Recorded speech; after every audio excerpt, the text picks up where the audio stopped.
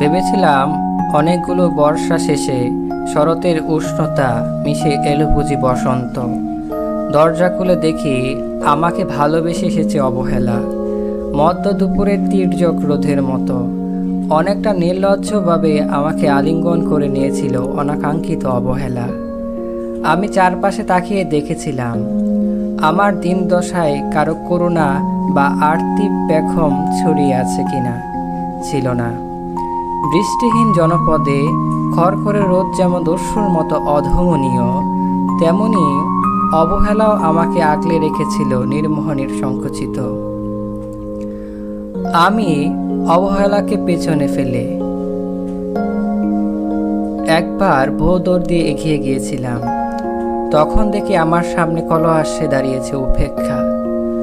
উপেক্ষার সঙ্গেও একবার কানামাছি খেলে এগিয়ে গিয়েছিলাম। তোমাদের কোলাহল মুখর আনন্দ সবাই কি মিলেছিল।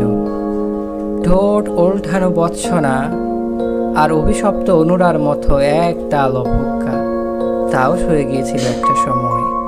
ধরেই নিয়েছিলাম আমার কোনো কালেই হবে না রাবেন্দ্রিক প্রেম। তোমাদের জয়গানে করতালিতে নথজানে থেকেছিল আমার ছাপা আক্ষেপ লজ্জা। বুঝে গিয়েছিলাম জীবন আনন্দময় স্বপ্ন আমাকে ছুবে না।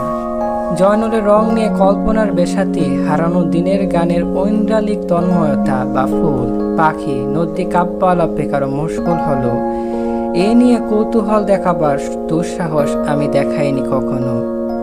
এত কিছু নেই জেনেও নজরুলের মতো বিদ্রোহী হব, সেই অমিত শক্তিও আমার ছিল না। মেনে নেওয়ার বিনয়টুকু ছাড়া আসলে আমার কিছুই ছিল না। শুধু ছিল অবহেলা, উপেক্ষা আর অবজ্ঞা।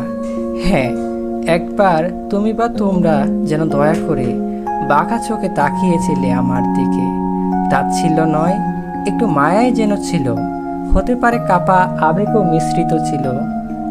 তোমার দৃষ্টিতে এইটুকুই আমার যা পাওয়া। আমি ঝরে যাওয়া পাথা, তুমি ছিলে আকস্মিক দমকা হাওয়া।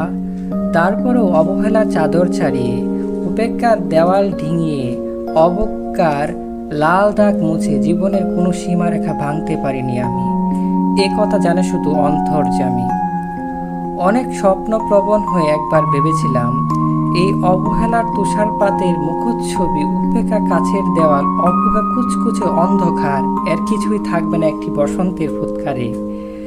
একটি জলমলে পোশাক গায়ে ছড়িয়ে হাতের মুঠোয় বসন্ত নিয়ে অন্তত একটি সন্ধ্যাকে উজ্জ্বল করে নেব, এমন ভাবাবেগ ছিল আকাশের কার্নিশে। লেপ্টে থাকা পেঁচা মেঘের মতো ওই মেঘ কখনো বৃষ্টি হয়ে নামেনি। তোমার বা তোমাদের নাগরিক কোলাহল কখনো থামেনি। অর্ধেক জীবন ফেলে এসে দেখি অনেক কিছুই বদলে গেছে। সে কি কোথায় হারালো কৈশোরের দিনলিপি, বিপন্ন করা অবহেলা, স্বপ্নকে অবধমনের স্বরলিপিতে আটকে ফেলা উপেক্ষা, আর তারণ্যকে ম্রিয়মান করে রাখার অবজ্ঞা। ওরা আমাকে চোখ রাঙাতে পারে না ঠিক, তবে এখনো খোর খাওয়া দিন বড্ড রঙিন।